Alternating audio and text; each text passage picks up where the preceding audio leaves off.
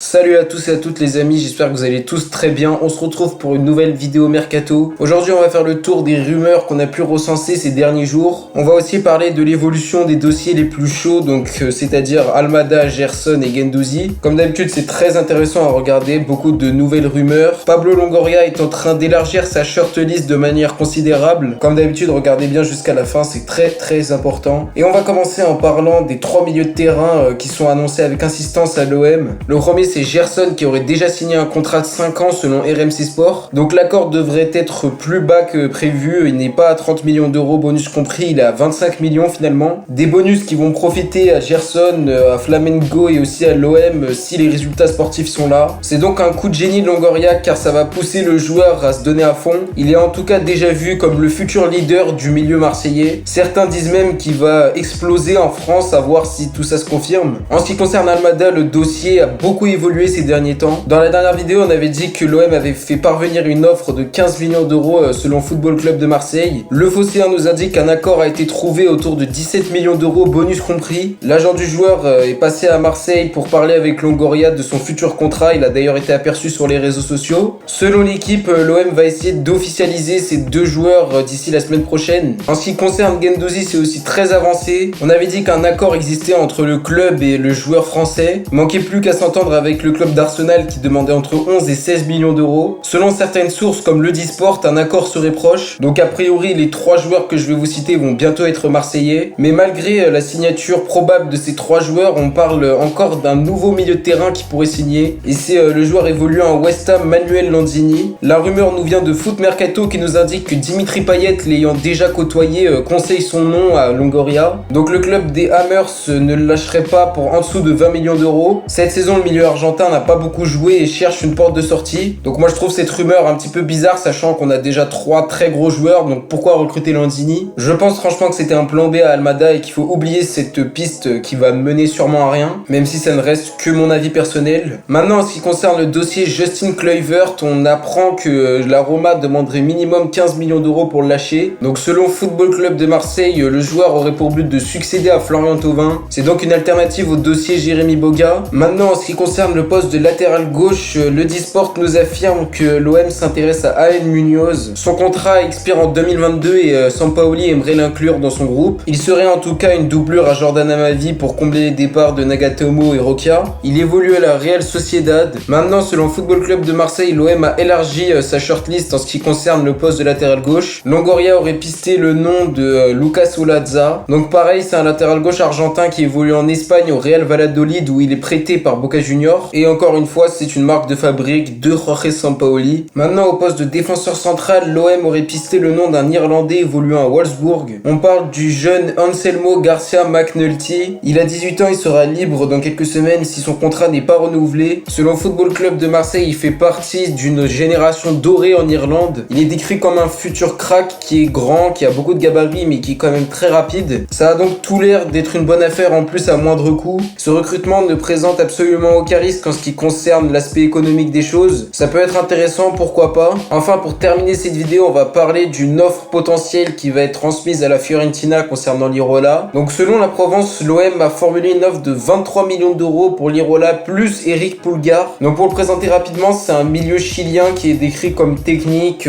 physique et aussi rapide. Selon le journaliste Jonathan McHardy, ce joueur chilien serait la future idole du Vélodrome. Il est dit comme très bon et très adulé en Italie. Donc pour moi évidemment l'essentiel c'est recruter l'Irola à tout prix et ce peu importe si on recrute ce milieu de terrain. Donc voilà les amis, c'est déjà la fin de cette vidéo. N'hésitez pas à me dire si elle vous a plu. Donnez-moi vos avis en commentaire sur la piste l'Irola, sur les 3 milieux de terrain qui vont bientôt signer. Donc c'était une vidéo un peu plus courte que d'habitude tout simplement parce que l'actualité s'est un peu calmée ces temps-ci. Et c'est franchement pas mal du tout pour moi parce que voilà, l'actualité est très chaude, c'est compliqué, vraiment je me sens un petit peu débordé ces temps-ci. Beaucoup de rumeurs sortent dans la presse, c'est assez compliqué de tout relayer mais j'essaye de faire du mieux possible. J'espère en tout cas que ça vous plaît. Et sur ce les gars, je vous retrouve très vite pour une nouvelle vidéo. C'était Kalash, prenez soin de vous, ciao à tous.